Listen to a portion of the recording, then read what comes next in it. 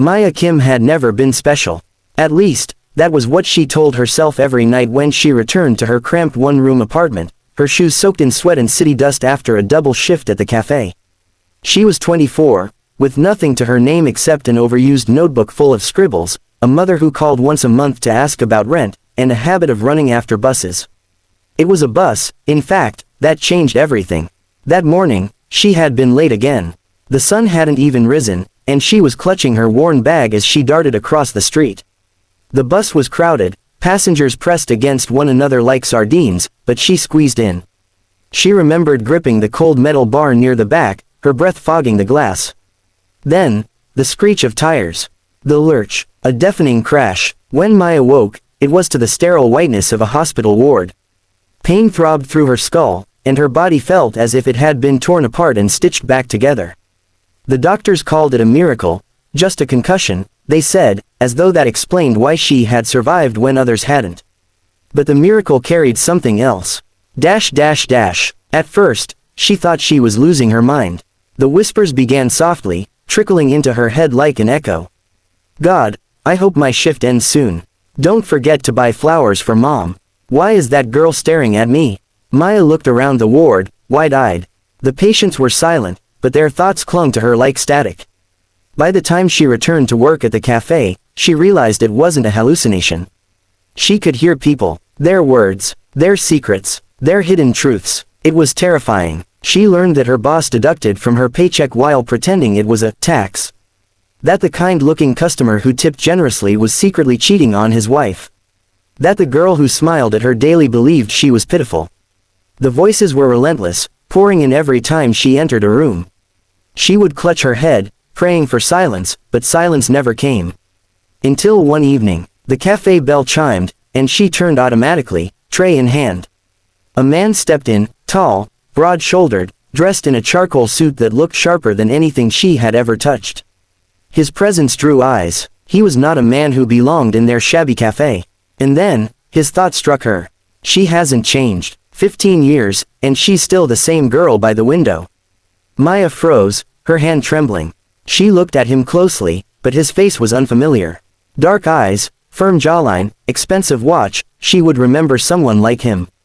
And yet, in his mind, she lived. The man approached the counter. One Americano. To stay. She nodded mutely, but inside her head his voice continued. Don't look too long. She'll notice. God, if she only knew I've carried this for 15 years. Maya nearly spilled the coffee. 15 years, what was he talking about? When he sat at a corner table, she risked another glance. His name came from the chatter of two students near the door, Adrian Lee, CEO of one of the city's largest real estate firms. She had seen the name on billboards and business headlines, but never imagined him drinking in her cafe. And yet his thoughts were about her. Over the next week, Adrian returned. Always at the same hour, always ordering the same drink. He rarely spoke beyond pleasantries, his face unreadable, but his mind told a different story. She looks tired. Is she eating enough? She probably doesn't remember me. Why would she? I was invisible back then. If she smiles, maybe I'll survive another day. Maya's chest tightened. Invisible. School. She sifted through her memories of crowded classrooms, of borrowed textbooks and scribbled. Poetry. There had been quiet boys at the edges of her vision, but she couldn't recall any named Adrian. And yet, to him, she had been unforgettable. The night the rain poured hardest, Adrian stayed after closing. Maya was wiping tables when she realized he hadn't left. He stood near the counter, coat draped over his arm, his expression uncharacteristically hesitant. Do you, he asked softly, remember me? From school. Maya shook her head, shame prickling her chest. His lips curved faintly, though she heard the sting in his thoughts. Of course she doesn't. Why would she remember a boy who never spoke? The guilt was unbearable. She wanted to tell him she knew. Oh, she knew everything he thought, every secret longing he'd buried, but how could she? How could she confess something so impossible? Weeks blurred into months. Adrian became a fixture in her evenings, his tailored figure so out of place among the cracked tables and flickering lights of the cafe. He never overstepped, never pressed. But in his mind, he confessed 1,000 times. If she lets me, I'd give her the world. She deserves more than this cafe. More than me, even. Don't say it. Don't scare her away. Maya's heart, once armored by poverty and disappointment, began to crack. She found herself waiting for his visits, listening for the soft cadence of his thoughts. She wanted to believe them, not as a burden, but as proof that someone, somewhere, had once seen her as more than ordinary.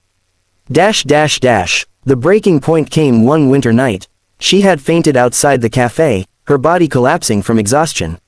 When she opened her eyes again, she was not in her room but in a vast apartment, wrapped in blankets softer than anything she had touched before. Adrian sat beside her, his usually composed face etched with worry. "You're awake," he breathed, relief flooding his features. But his mind screamed louder, "She works herself to death. If only she'd let me take care of her.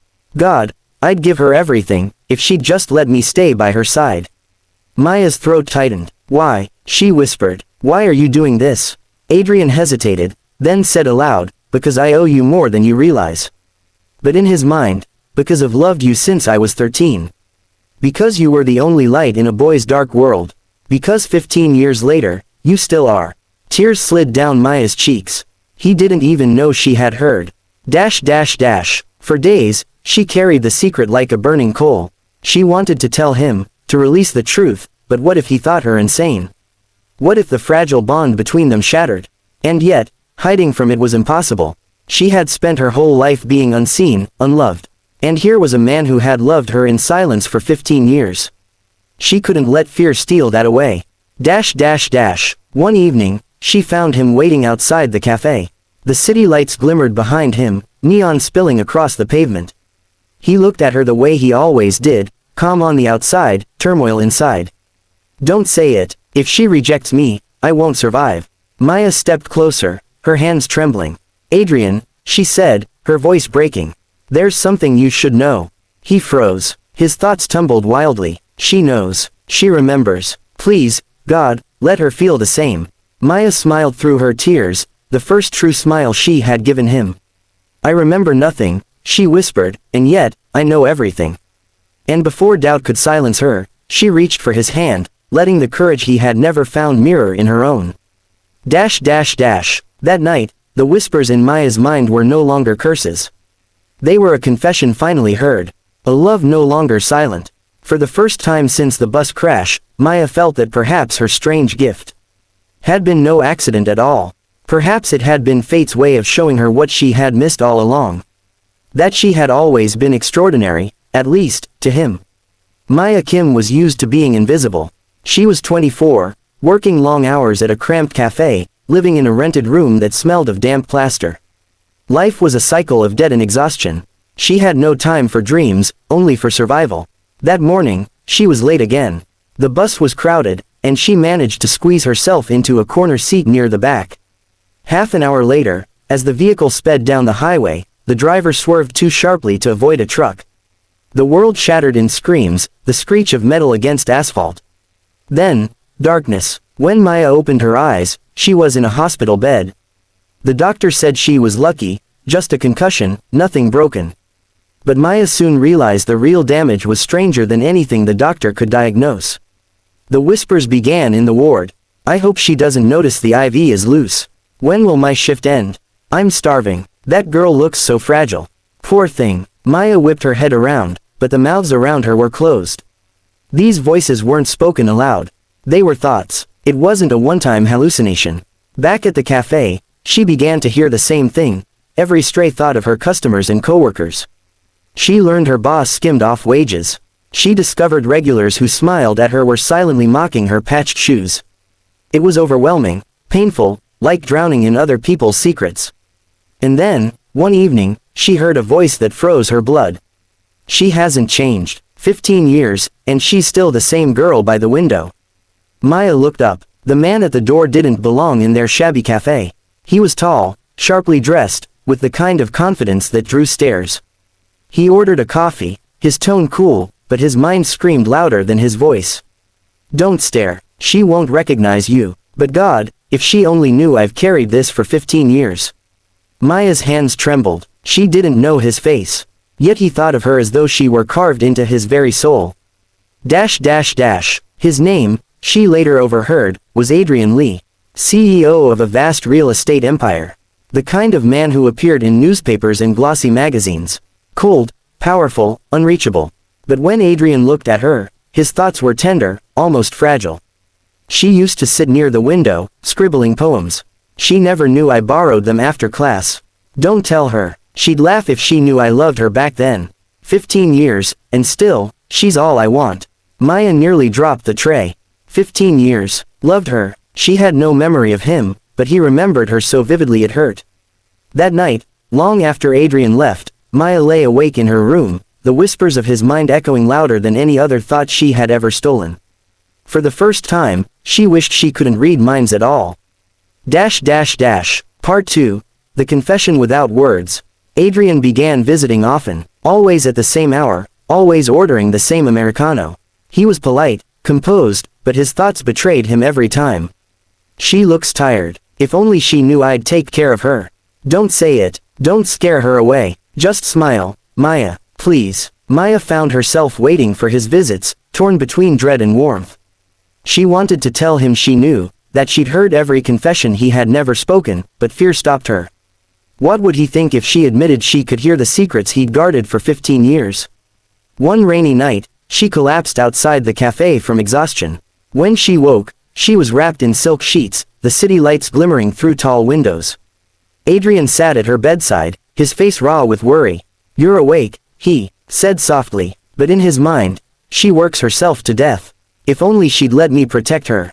God, I'd give her everything, if she'd just let me stay."